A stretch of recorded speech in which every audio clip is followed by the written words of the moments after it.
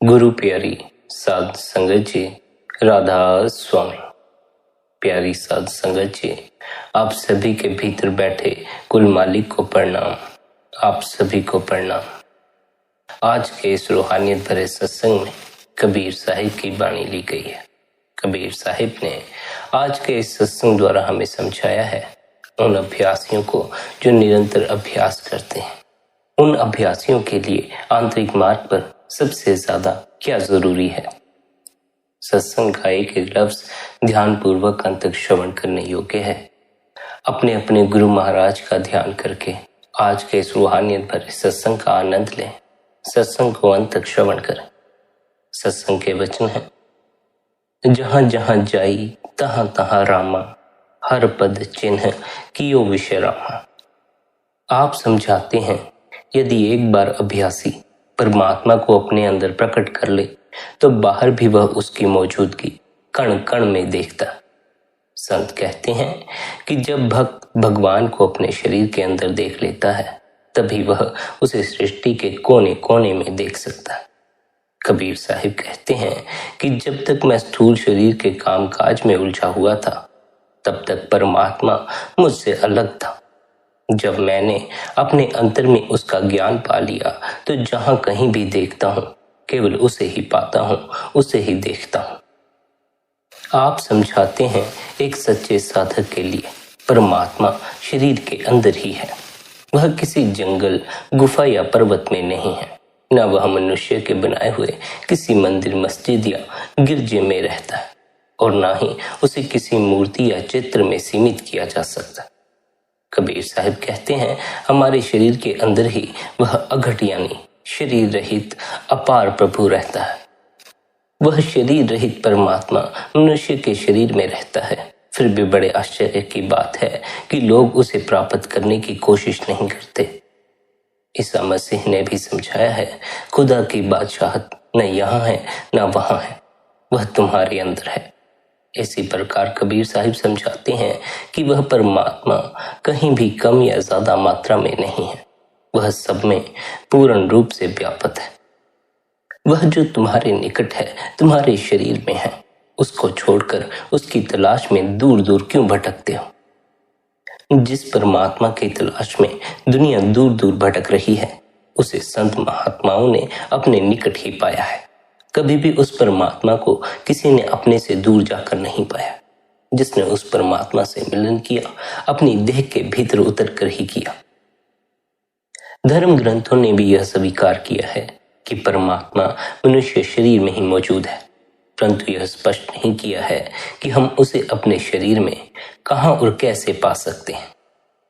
संत केवल इतना ही नहीं बताते कि परमात्मा हमारे शरीर में कहां है, बल्कि उसे प्राप्त करने की विधि भी सिखाते हैं। परमात्मा की प्राप्ति के मार्ग का द्वार हमारे शरीर में दोनों आंखों के बीच में है। आंखों के इस केंद्र को महात्माओं ने तीसरा तिल, दिव्य चक्षु, नुक्ताए सुबेदा, घर दर, मुक्ति द्वार, तीसरा तिल, 10वीं गली और भी अनेक नामों से पुकारा है। कबीर साहिब ने आंखों के केंद्र को कई तरह से समझाया है। इस स्थान को पश्चिम का यानी भौतिक जगत के परे के मंडलों का द्वार बताते हुए वह कहते हैं कि पश्चिम द्वार के ऊपर एक शिला है जिसमें खिड़की है तथा उस खिड़की के ऊपर 10वां द्वार है। इसके आगे के स्थान का कोई पारावार नहीं है। इस केंद्र को कबीर साहिब ने तिल, तिल के भीतर का तिल और 2 तिलों के बीच का तारा कहा है।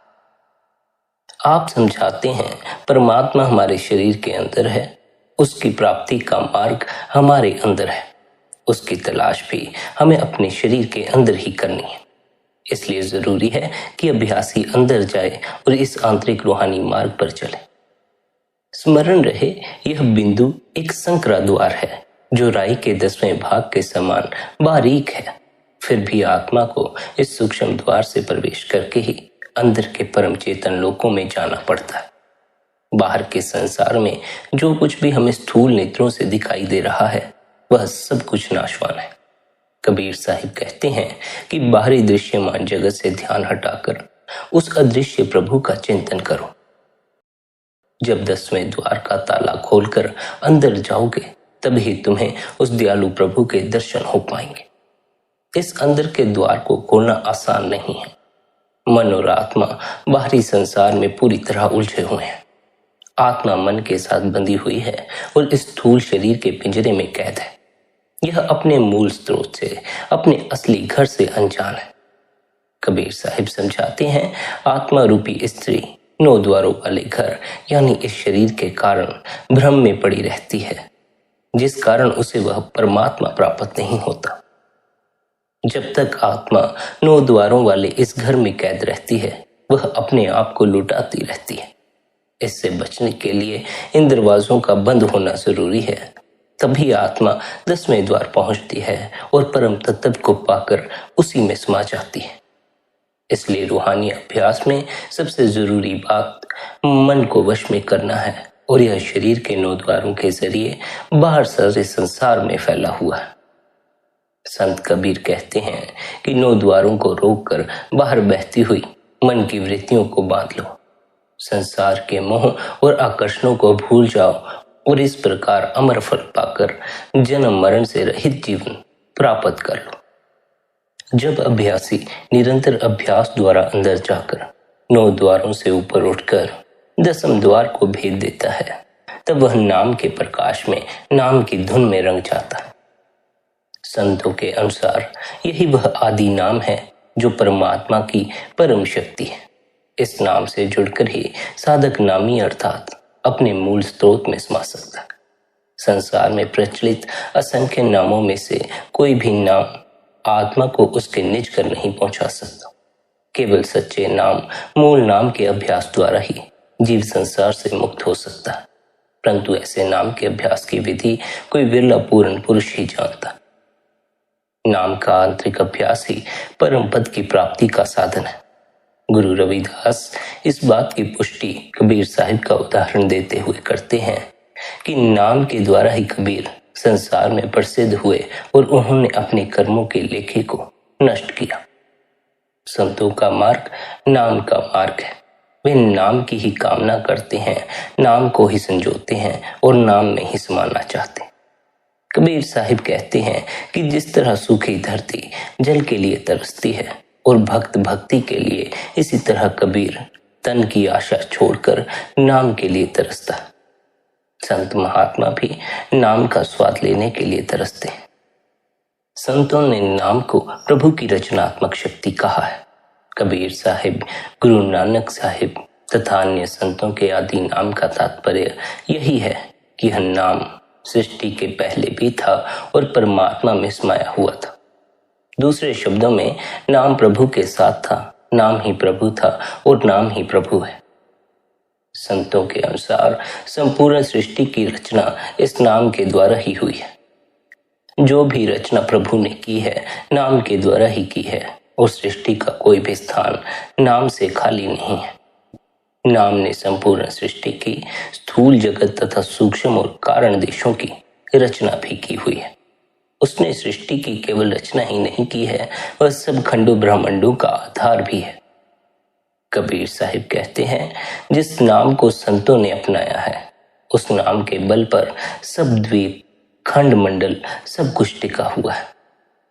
यहाँ यह बात भी ख्याल में लेना आवश्यक है कि संत लिखने पढ़ने में आने वाले वर्णात्मक नामों को बिल्कुल महत्वहीन भी नहीं बताते। वे हमें बताते हैं जब तक चेतना स्थूल शरीर में है, इन नामों का भी महत्व है। ये मन और आत्मा को अभ्यास की शुरू की अवस्था में सहायता देते हैं। इनके द्वारा साधक अपनी चेतना को शरीर के 9 द्वारों से समेटकर आंखों के केंद्र में लाता है। परंतु वह नाम जो आत्मा को मुक्ति की ओर ले जाता है, इंद्रियों के द्वारा नहीं जाना जा सकता। वह एक चेतन धारा है जिसका अनुभव केवल आत्मा ही कर सकती है। वह सच्चा नाम अविनाशी है, वह हमेशा एक सा रहता है। वर्णमाला के अक्षरों के रूप और उनके उच्चारण बदलते रहते, इसलिए वर्णमाला के 52 अक्षर नाशवान हैं, परंतु वह अक्षर अर्थात अविनाशी नाम इनमें नहीं है। जहां बोली या भाषा है, वहां वर्णमाला के अक्षर अवश्य होंगे, परंतु उस स्थान पर जहां कोई भाषा नहीं है, मन भी नहीं पहुंच सकता। कबीर साहिब कहते हैं, जिस नाम का संतों ने सहारा लिया है वह अनादि अमर अविनाशी नाम तीनों गुणों वाली मायावी त्रिलोकी और पार ब्रह्म से ऊपर है। वह सार शब्द है जिसे लेकर संत इस संसार में आते हैं। प्रलय और महाप्रलय में खंड ब्राह्मण सब नष्ट हो जाते हैं, परंतु नाम अविनाशी और अखंड है, वह नष्ट नहीं होता। जो कुछ भी परिवर्तनशील है, जो कुछ भी जरा और मृत्यु के अधीन है और जो कुछ भी समय और काल की सीमा के अंदर है, उसे संतों ने अपूर्ण कहा है। कबीर साहिब कहते हैं कि अधूरे नामों का आधार लेने वाले बार बार संसार में आते हैं, परंतु पूर्ण नाम यानी सच्चे नाम के अभ्यासी आवागमन से मुक्त होकर परम पद पाते हैं। संतों ने नाम और शब्द दोनों लफ्जों का एक ही अर्थ में प्रयोग किया है। शब्द ने संसार की रचना की है, शब्द ही परमात्मा की रचनात्मक शक्ति है, शब्द ही परमात्मा। कुछ संत शब्द की जगह नाम का इस्तेमाल कर लेते हैं और नाम को सारे संसार की रचना की शक्ति कहते हैं। परमात्मा नाम यानी शब्द के रूप में घट घट में मौजूद है। कबीर साहिब नाम की आवाज का संकेत देते हुए कहते हैं कि सुरत यानी आत्मा जब नाम को अपने आंतरिक कान से सुनने लग जाती है तो अंततः परम पद को प्राप्त कर लेती है। नाम और शब्द दोनों एक ही परमात्मा के बोधक हैं। संतों ने दोनों का उपयोग उसी एक सत्य को समझाने के लिए किया। शब्द को न तो किसी भाषा में समझाया जा सकता है और न ही तर्क या बुद्धि के द्वारा उसका अनुभव किया जा सकता है। नाम यानी शब्द परमपिता परमात्मा की वह सर्वव्यापी शक्ति है जिसका अनुभव अभ्यासी अपने अंदर एक सुरीली धुन के रूप में करता है। संतों महात्माओं ने, पूरे गुरुओं ने परमात्मा की प्राप्ति के लिए शब्द मार्ग की शिक्षा दी है। संत शब्द, जिसे संतों ने अनहद शब्द भी कहा है, अपने आप बज रहा है। इसके उत्पन्न होने का कोई भौतिक कारण नहीं है। यह जड़ संसार तथा मन और माया की सीमा से परे के परम चेतन मंडल यानी धुरधाम से आ रहा है। लिखने, पढ़ने और बोलने में आने वाले वर्णात्मक नाम के विपरीत यह धुनात्मक नाम है। संत जिस शब्द की महिमा करते हैं और जो उनका अपना शब्द है, अर्थात जिस शब्द को लेकर वे संसार में आते हैं, वे लफ्जों यानी वर्णात्मक शब्दों की सीमा से परे। सद्गुरु के आदेश के अनुसार अपने अहम भाव को मिटाकर कोई विरला व्यक्ति ही उस शब्द को समझ सकता है। शब्द यानी नाम का अभ्यास ही परमात्मा की सच्ची पूजा है।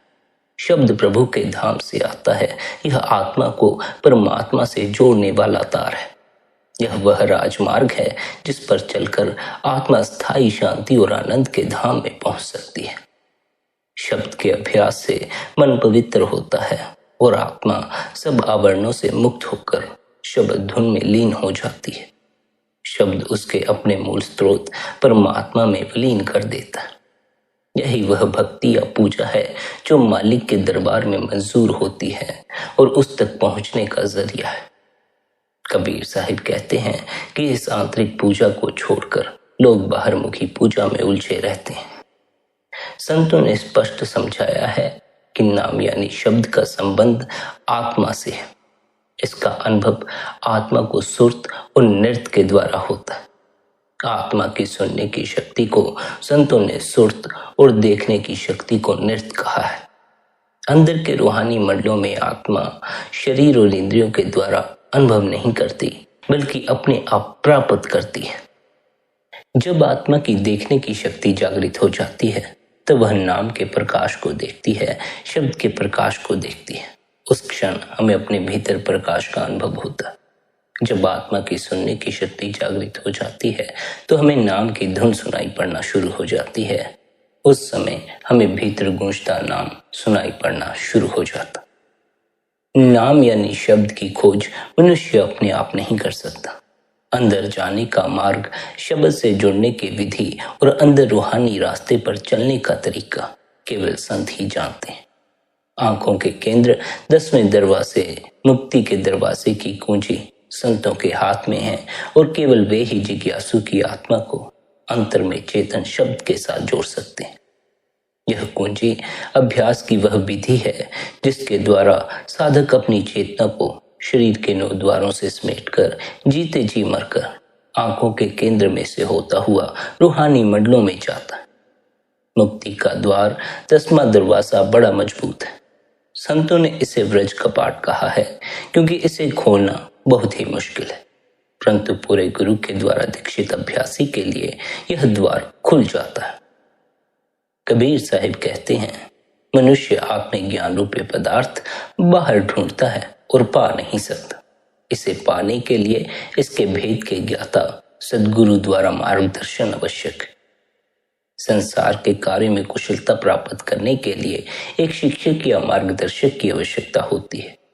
जन्म से ही मनुष्य औरों से सीखता है। माता पिता से वह खाना पीना, उठना बैठना, चलना फिरना और बोलना सीखता है। यदि बच्चा जन्म से बहरा होता है तो वह गूंगा भी हो जाता है, क्योंकि वह औरों से सुनकर शब्दों का उच्चारण नहीं सीख सकता। बड़े होने पर मनुष्य अपने रिश्तेदारों, मित्रों और शिक्षकों से निरंतर शिक्षा ग्रहण करता है। अध्यात्म एक गूढ़ विषय है और चेतना को 9 द्वारों से समेटकर अंदर रूहानी मंडलों में प्रवेश करना एक कठिन अभ्यास है। इसमें कदम कदम पर एक पहुंचे हुए मार्गदर्शक अथवा पूरे गुरु की आवश्यकता होती है। कबीर साहिब कहते हैं कि मनुष्य कितनी ही कोशिशें कर ले, वह बिना गुरु के सच्चा ज्ञान नहीं पा सकता। जिस किसी ने भी अंतर में परमात्मा को पाया है, गुरु की कृपा से ही पाया है। संत नामदेव का उल्लेख करते हुए गुरु अमरदास जी कहते हैं कि नामदेव जी ने पूरे गुरु के मार्गदर्शन में ही ऊंची रूहानी गति प्राप्त की। सभी संत महात्माओं ने गुरु की कृपा से ही ऊंची रूहानी गति प्राप्त की है। इसलिए हमें भी अपने गुरु पर ही अपने आप को छोड़ देना चाहिए, गुरु पर अपने आप को समर्पित कर देना चाहिए। कबीर साहिब कहते हैं कि अभ्यासी की सारी रूहानी प्रगति गुरु की कृपा से ही होती है। आमतौर पर लोग हर साधु, सन्यासी और जोगी को परमात्मा तक पहुंचा हुआ मानकर उससे रूहानी प्राप्ति की आशा करते हैं। संसार में कुल पुरोहितों, पंडितों, विद्वानों और अनेक प्रकार के सन्यासियों की कोई कमी नहीं है। ये लोग बाहरी भेष बनाते हैं, पीले नीले वस्त्र पहन लेते हैं, गले में मालाएं पहन लेते हैं और लोगों को ठगना शुरू कर देते। कुछ जटा रखते हैं, शरीर पर भस्म लगा लेते हैं, तो कुछ मृगशाल पहन लेते हैं, खाने की हर चीज अपने हाथ पर रखकर खाते हैं। सच्चे संतों ने धार्मिकता और वैराग्य के ऐसे दिखावे का हमेशा ही खंडन किया है। प्रभु का सच्चा भक्त या सच्चा संत साधारण मनुष्य की तरह पहनता है और साधारण मनुष्य की तरह ही जीवन बिताता है। कबीर साहिब के अनुसार सच्चे संतों और बाहरमुखी साधुओं में उतना ही अंतर होता है जितना आम और बबूल के पेड़ों में होता है। आम की शाखा मीठे फलों से लदी रहती है, जबकि बबूल की हर डाली कांटों से भरी रहती है। इसी प्रकार भेषी साधुओं और पखंडियों के विषय में कबीर साहिब कहते हैं कि माला पहनकर, तिलक लगाकर या सिर मुंडाकर कोई भक्त नहीं बन जाता। ऐसे लोग दुनियादारी के रास्ते पर चलकर अपना मनुष्य जन्म गवा देते हैं। अगर सिर मुंडाने से परमात्मा मिल सकता है तो बेशक हर कोई मुंडा ले, लेकिन बार बार मुंडे जाने से भेड़ परम पद प्राप्त नहीं करती। साधुओं का लिबास पहनकर मनुष्य साधु नहीं बन जाता। शेर की खाल ओढ़कर भी भेड़ अपनी ही चाल चलती है। उसकी आवाज शेर की आवाज नहीं हो सकती। वह बनावटी ही रहती है और अंत में वह जंगली कुत्तों का शिकार होती है। कबीर साहिब कहते हैं कि एक अंधा वीरान जंगल और कंटीली झाड़ियों में से जिज्ञासु को रास्ता नहीं दिखा सकता। गंदगी के संपर्क में आकर कोई सुगंध नहीं फैला सकता। खोटे सिक्के से कोई हीरा नहीं खरीद सकता। कच्चा तैराक दूसरों को डूबने से नहीं बचा सकता और एक भेड़िया भेड़ों के झुंड की रक्षा नहीं कर सकता।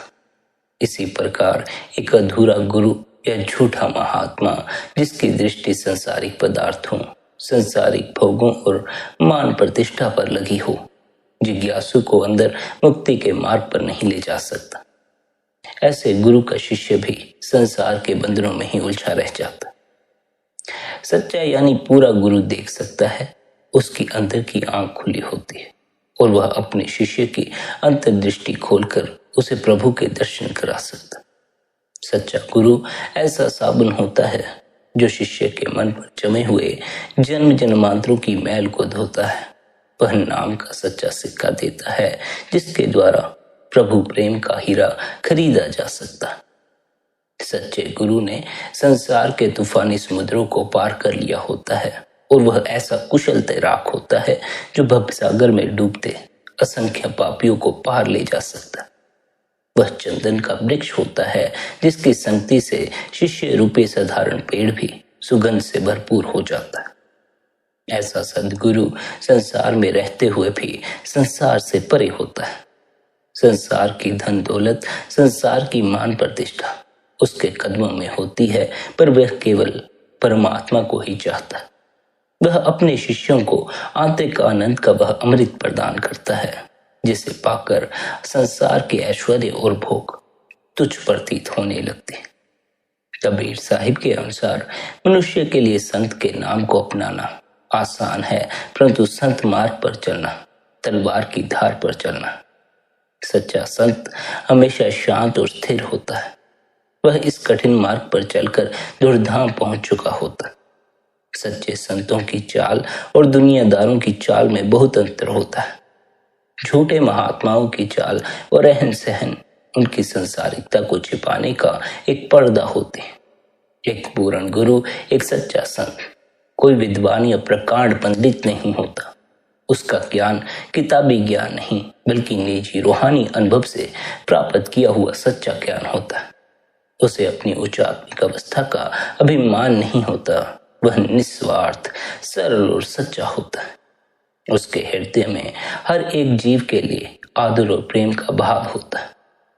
हर पूरा सद्गुरु या संत ऐसी हस्ती है जो परमात्मा के धाम से इस संसार में आती है या जो रूहानी अभ्यास द्वारा वहां पहुंचकर प्रभु में समा जाती है। जो महात्मा उस सच्चे प्रभु के दरबार में आ और जा सकते हैं, केवल उसी में यह सामर्थ्य होता है कि और जीवों को भी वहां ले जा सके।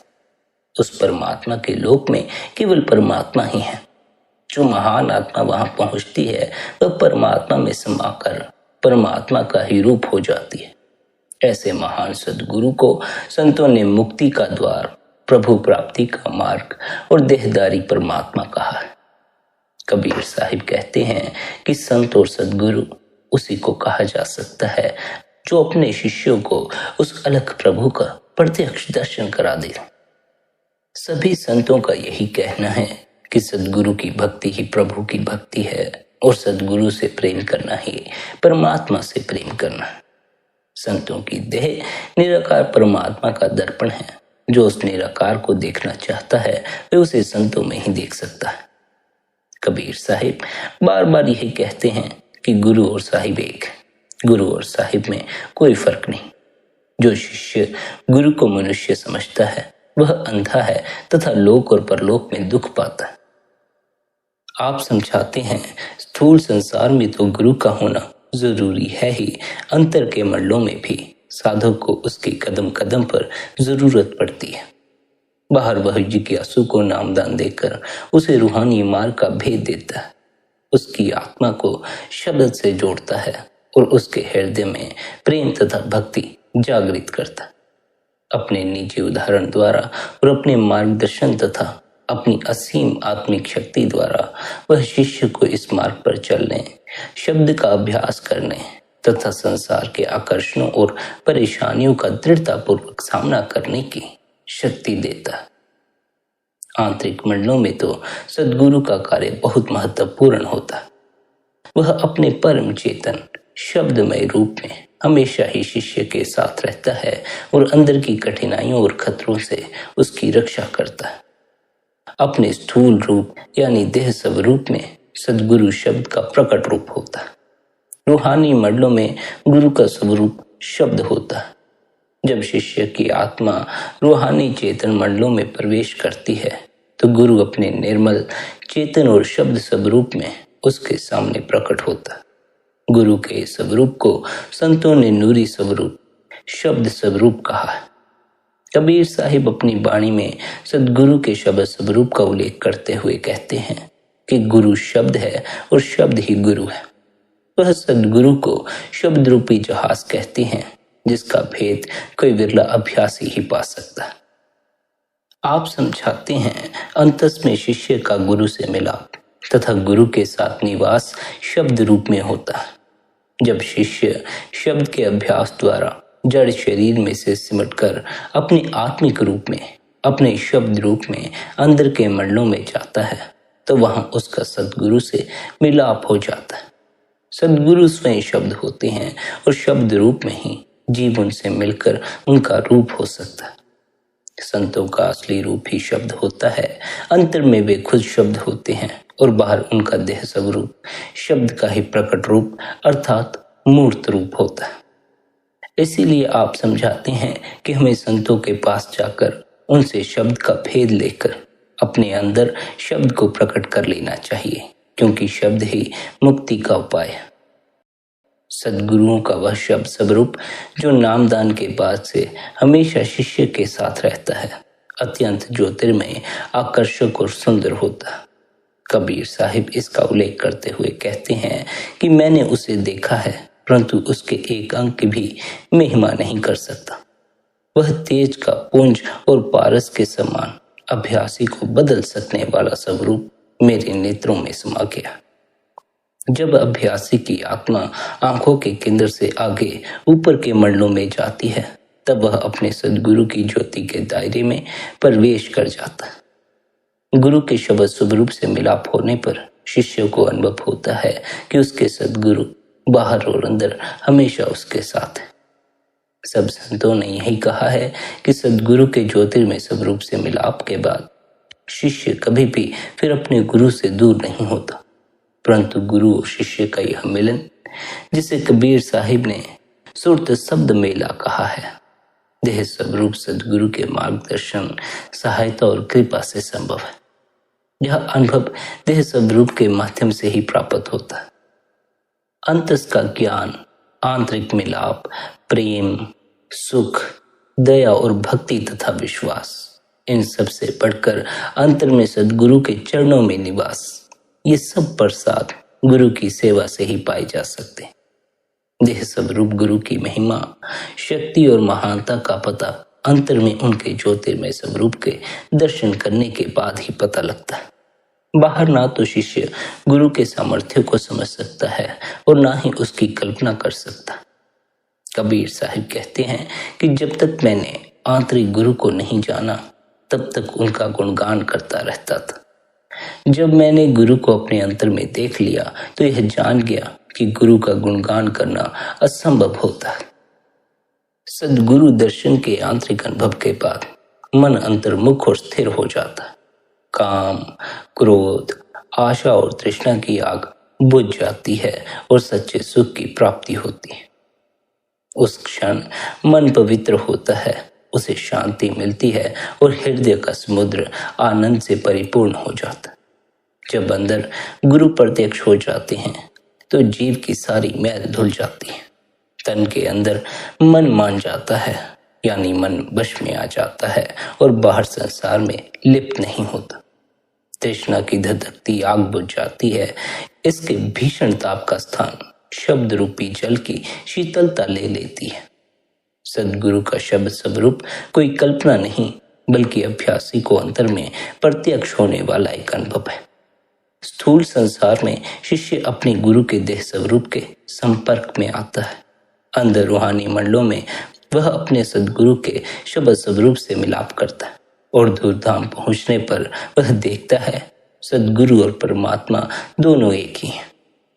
आप समझाते हैं, जब शिष्य आंखों के केंद्र पर पहुंच जाता है, तो उसकी रूहानी प्रगति शुरू होती। उसकी आत्मा शरीर के 9 द्वारों से सिमटकर आंखों के पीछे आ जाती है और शरीर चेतना शून्य यानी मुर्दे के समान हो जाता है। शिष्य की आत्मा अंदर के आध्यात्मिक जगत में तभी प्रवेश करती है जब शरीर अचेत हो जाता है, परंतु शिष्य अंतर में पूरी तरह सजग रहता है। वहां उसकी चेतना पूर्णतः सक्रिय रहती है। आत्मा को स्थूल शरीर में से समेटकर आंखों के केंद्र पर लाने की इस क्रिया को संतों ने जीते जी मरना कहा। जीते जी मरने का भाव संसार के प्रति मृत यानी उदास हो जाना है, संसार के आकर्षणों में से अनासक्त हो जाना। लेकिन पंडितों और विद्वानों ने संतों के जीते जी मरने की वास्तविक रूहानी अवस्था को वैराग्य की अवस्था समझ लिया। मृत्यु के समय आत्मा शरीर के विभिन्न अंगों, हाथ, पैर, धड़ आदि से सिमटकर आंखों के पीछे आ जाती है और यहां से निकलकर शरीर को हमेशा के लिए छोड़ देती है। संतों द्वारा सिखाए गए अभ्यास में शिष्य की आत्मा इसी प्रकार शरीर को छोड़कर आंखों के केंद्र में आती है और यहां से रूहानी मंडलों में प्रवेश कर जाती है। परंतु इस अवस्था में उसे शरीर से जोड़े रखने वाला वह सूक्ष्म तार नहीं टूटता जो मौत के समय टूट जाता है। अभ्यास के बाद शिष्य की आत्मा वापस शरीर में आ जाती। जीते जी मरने की अवस्था प्रभु की प्राप्ति और जन्म मरण के बंधनों से छूटने का एकमात्र साधन है। कबीर साहिब कहते हैं कि जीते जी मरो और इस प्रकार मरकर पुनः जी उठो तो तुम्हारा फिर से जन्म नहीं होगा। जो इस प्रकार जीते जी मरकर नाम में समा जाते हैं उनके लिव सोनिया माया रहित शुद्ध आत्मिक मंडल में लगी रहती है। जीते जी मरने की यह अवस्था गुरु द्वारा दिए गए नाम के अभ्यास द्वारा प्राप्त हो जाती है। आप समझाते हैं मृत्यु के द्वार में से हम सभी को गुजरना पड़ता है। जिसने जन्म लिया है उसे एक दिन मरना भी पड़ता। मृत्यु का भय और मरने के बाद क्या होगा उसका डर हर मनुष्य के ऊपर छाया रहता है, परंतु संतों के शिष्यों को मौत का कोई डर नहीं होता। वह मृत्यु को जीत लेता है क्योंकि वह प्रतिदिन मृत्यु के द्वार में से जाता और आता है। मौत उसके लिए कोई रहस्य नहीं होती क्योंकि वह अपने अनुभव के द्वारा उसे अच्छी तरह जान चुका होता। अभ्यासी तो मृत्यु को आनंद की घड़ी मानता है क्योंकि शब्द से जुड़कर उसने जान लिया होता है कि शरीर को त्यागने के बाद वह अविनाशी प्रभु से एक हो जाएगा। मरने के बाद हर जीव को शरीर छोड़कर सूक्ष्म जगत में जाना पड़ता है, परंतु संत कहते हैं कि मनुष्य को चाहिए कि शब्द के अभ्यास द्वारा जीते जी उस जगत में हो आए जहां मरकर उसे जाना पड़ेगा।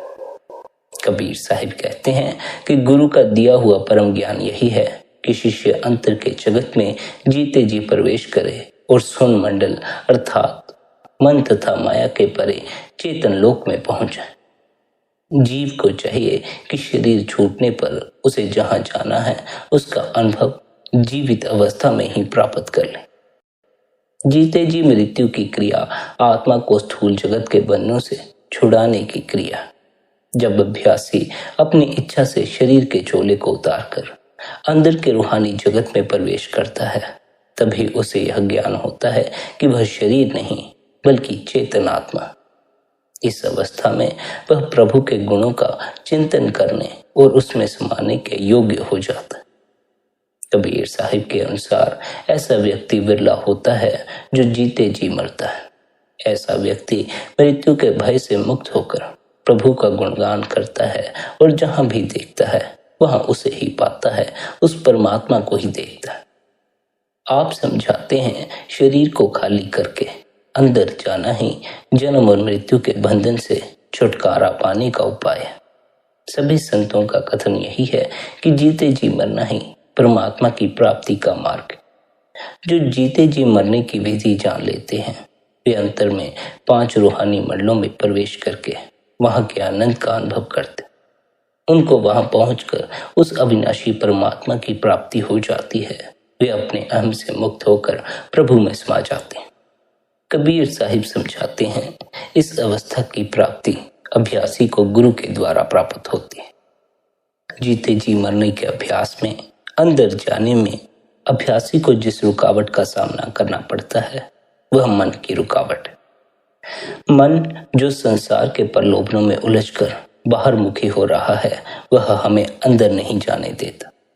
कबीर साहिब इसे चोर कहते हैं क्योंकि यह अपने साथियों काम, क्रोध, लोभ, मोह और ईर्ष्या के साथ इन सब से बढ़कर होमे के साथ मिलकर मनुष्य की रूहानी पूंजी लूट रहा है। वह अनमोल मनुष्य जन्म को बाहर के अर्थहीन कार्यों में लगाकर बर्बाद कर रहा है। संसार में ऐसा कोई विरोधी नहीं है जिसे मनुष्य ने वश में न किया। मनुष्य ने हाथी, घोड़े और शेरों को अपने अधीन किया हुआ है, राज्यों और देशों को जीता हुआ है, परंतु अपने मन को नहीं जीत पाया। युगों युगों से मनुष्य मन को वश में करने के लिए अनेक उपाय करता आया है। जब करता आया है, तब करता आया है, उपवास करता आया है और न जाने कौन कौन से उपाय अपनाता आया। ऋषि मुनि भी ऐसे अनेक उपाय वर्षों तक करते रहे, पर मन को जीतने में सफल ना हो सके। कबीर साहिब कहते हैं कि सब क्रियाएं शरीर को कष्ट देने की क्रियाएं, परंतु मन जैसे शक्तिशाली वैरी पर इनका कोई प्रभाव नहीं पड़ता। शरीर को कष्ट देना, गुफाओं और जंगलों में रहना, हिमालय पर जाकर शरीर को गलाना, ये सभी कठिन साधनाएं कबीर साहिब के अनुसार बावी को पीटने के समान है। इससे मन रूपी सांप को मारा नहीं जा सकता। वास्तव में मन की प्रेरणा से ही जीव तीर्थों, पहाड़ों और सरोवरों की ओर दौड़ता है। मन ही उसे पूजा पाठ, दान पुण्य, व्रत उपवास आदि बाहरी क्रियाओं में उलझाता है, परंतु इन सब स्थानों पर जाने और इन सभी क्रियाओं को अपनाने पर भी मन स्थिर नहीं होता। मन चंचल है, यह एक क्षण के लिए भी स्थिर नहीं बैठता। मनुष्य अपने शरीर को किसी अंधेरी गुफा में भी बंद कर ले तो भी मन वहां नहीं होता, मन कहीं और ही भागा हुआ होता। आप समझाते हैं मन अपने आप में निर्जीव है, वह अपनी ताकत आत्मा से लेता है। जिस तरह बिजली का बल्ब खुद रोशनी से रहित होता है, वह प्रकाश देने की शक्ति बिजली घर से मिलने वाली ऊर्जा से प्राप्त होती, उसी तरह मन भी आत्मा से ऊर्जा लेता है। मन और आत्मा का यह संबंध उस समय से चला आ रहा है जब आत्मा धूर्धाम से उतरकर नीचे के कारण सूक्ष्म और स्थूल मंडलों में आई। जिस प्रकार मन आत्मा पर आश्रित है, उसी प्रकार इस संसार में आत्मा मन पर आश्रित है। इस स्थूल संसार में कार्य करने के लिए उसे मन का सहारा लेना पड़ता है। मन कोई साधारण चीज नहीं है, इसका स्रोत ब्रह्म है। यह अत्यंत शक्तिशाली है और यदि मित्र बन जाए तो सहायक होता है। यह 5 तत्वों के सूक्ष्म अंश से बना हुआ है। जो व्यक्ति इसकी वृत्ति को अंतर्मुख करके इसे उन्मनी अवस्था अर्थात भ्रम के मंडल में ले जाता है, उसे तीनों लोकों का ज्ञान हो जाता है। इस स्थूल संसार में आकर मन भी स्वतंत्र नहीं है। विषयों के चाव की वजह से यह इंद्रियों का गुलाम बन गया। कबीर साहिब कहते हैं कि मन विषयों को नहीं छोड़ता और विषय मन को नहीं छोड़ते, दोनों ही जीव पर पूरी तरह हावी हो जाते। काम, क्रोध आदि विकार मन के अंग है। यह विषय भोगों में डूबा निरंतर अच्छे और बुरे कर्म करता रहता। कर्मों का मन से संबंध है।